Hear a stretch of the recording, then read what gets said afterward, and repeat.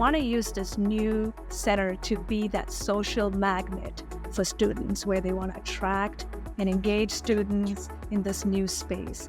Grab a seat at the table, put on your headphones, and get ready to be inspired by the stories, expertise, and innovative thinking of food service consultants.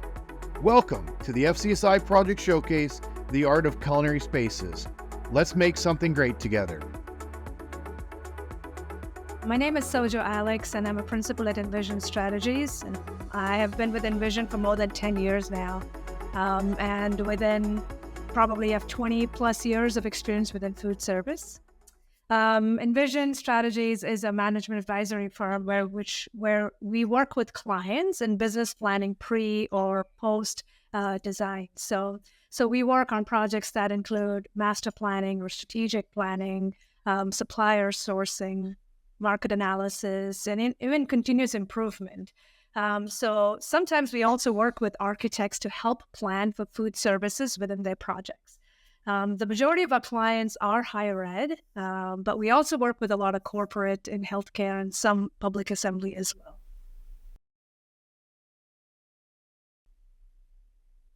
So the project timeline was around 6 months.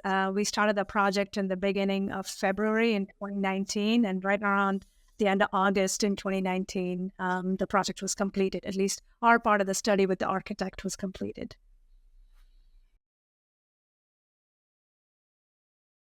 The student union, as you know, on any campus is like a gathering place for students. It is the hub on campus. It is where all the social connections are made. And this is where they are seen and they want to be seen. So this is the meeting space with friends. This is where dining is. Student organizations or other auxiliary activities on campus usually are on these in these buildings, right? So the UNLV campus is, as we've probably read, is one of the most diverse campus in the country. They have around 30,000 plus students. So some of the initiatives that the university has, just being a top public university in teaching, research, and community impact. So the importance of having a physical campus as the driver of that whole student engagement piece, the work-life balance part of it, and also other support that'll help them in achieving these different objectives was very important. So this is where the UNLV Student Union plays a huge role. But what we found out was the current footprint of the Student Union was too small to meet the needs of what the campus and the community was looking for. As part of the study, the student interaction was very minimal, and the study was supposed to be about inclusivity, right? And so some of the focus group meeting rooms were empty. We didn't have any students coming in. So as part of that challenge, we had to pack up all our meeting stuff, everything that we had taken, actually go to where the students were. This included being literally on the walkways of campus, being next to, some academic buildings, putting out a large table, maps, large boards where they can write their vision. So actually interacting with students to where they are, getting to their level of how they'd like to be interacted. So immediately we saw the whole enthusiasm come up, and we call the campaign Your Union, Your Voice, and then, interact with the students that way. And we also sent an online survey, which had around 1,700 or so participants. So yet another challenge was the majority of the campus is severely underutilized in terms of food. And most of the population are on the northwest of campus. At least the survey showed us that there were around 52% of those respondents were literally at that northwest of campus. The student union, actually has the most food, but they were on the east edge of campus. Now, the union had the most, besides being the busiest, and especially at lunch, 11 to 2, because also from the academic core of that northwest side of it, it was around a 5 to 8 minute walk. And that combined with waiting in lines and then walking back, having lunch, and then walking back to the academic core when they don't have this time and this space to actually sit down and have a meal, but also get back to the academic core of the building, that turned out to be a challenge for the students.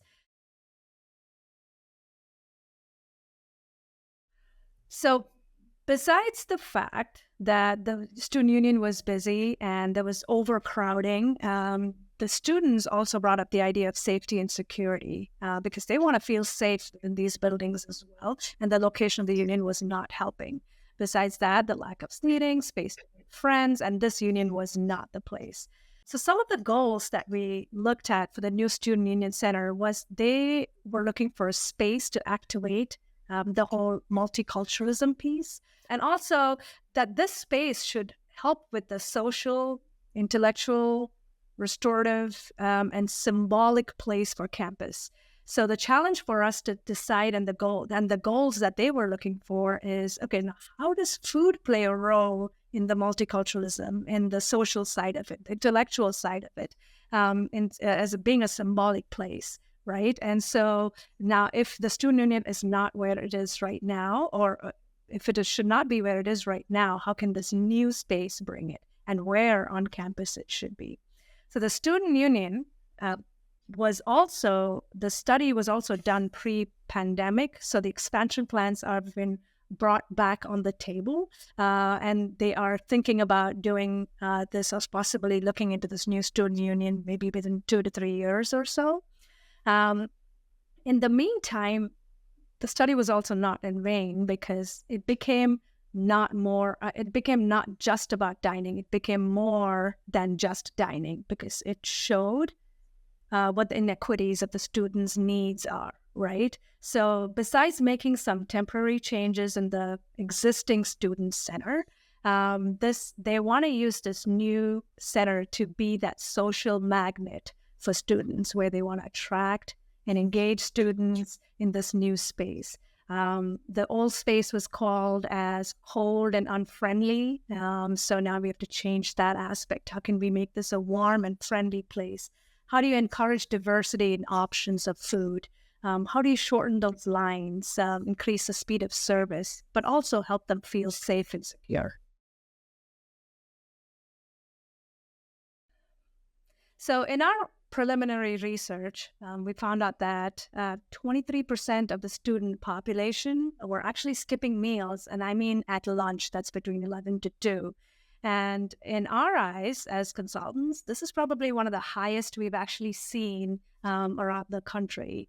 One of the things that we were thinking as to why this could be is, number one, it could potentially be the convenience for the students, especially at that time, at lunchtime, and also the accessibility to food, from where they are in the academic core to walking to where they have to go, which is probably a 5 to 10 minute walk, and then getting back.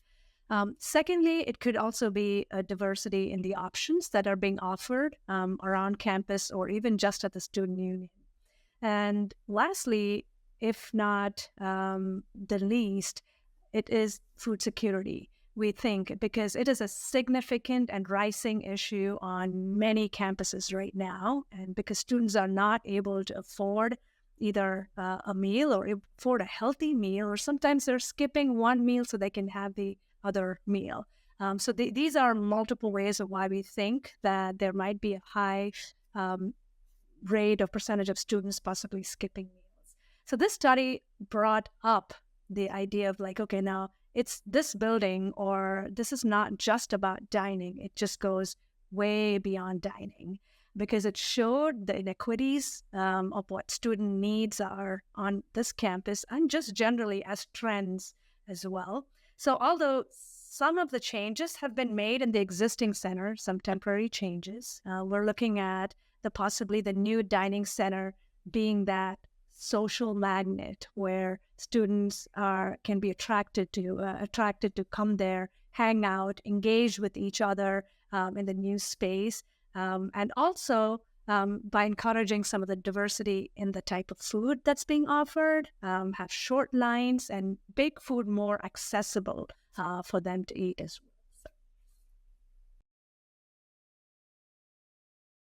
One of the first things is what may be a minor feedback to us is possibly a major feedback to the students, where, for example, in the study, we had heard about the safety and the security that included changing the light bulbs, so making it a more lit up place.